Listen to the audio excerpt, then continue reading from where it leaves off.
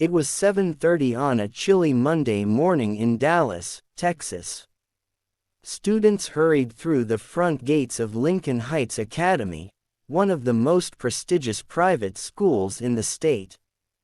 Near the entrance, Daniel Carter, a 43-year-old single father, quietly pushed his janitor's cart.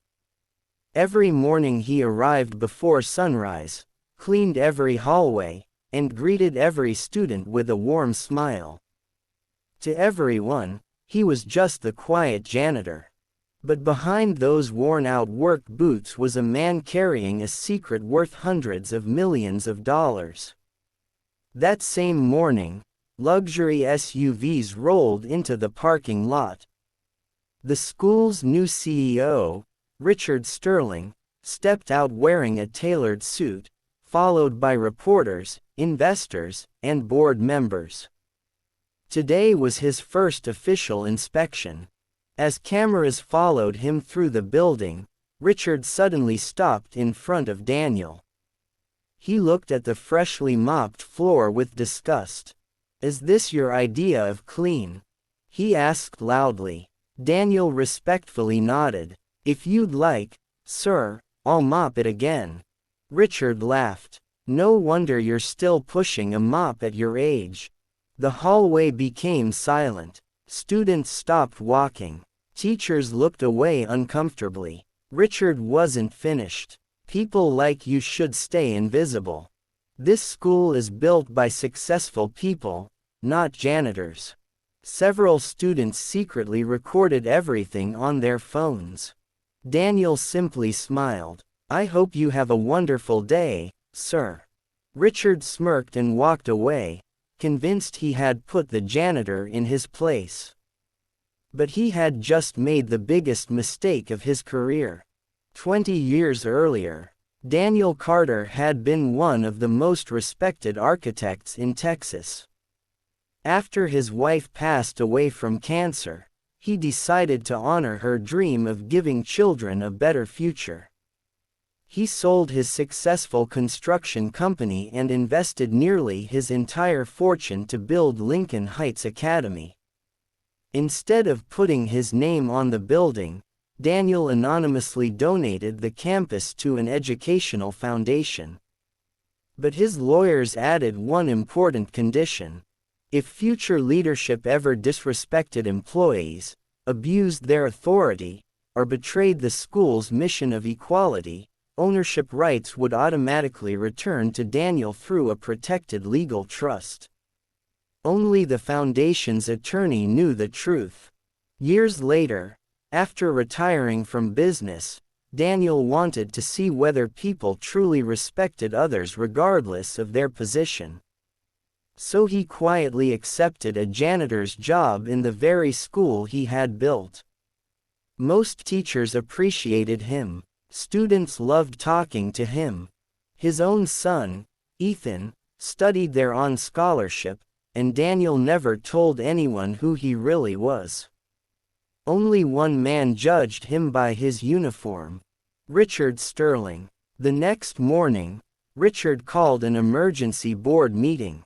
"We're spending too much money on maintenance," he announced confidently. "I want to fire half the janitors. They're replaceable."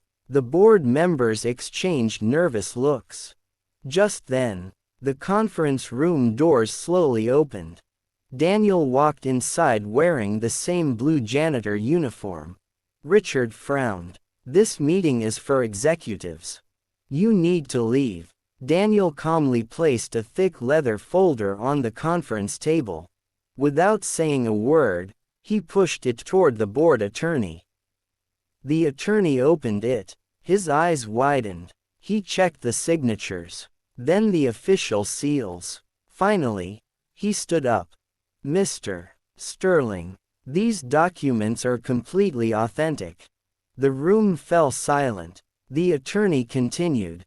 "Daniel Carter is the original founder of Lincoln Heights Academy. He personally financed every brick of this campus.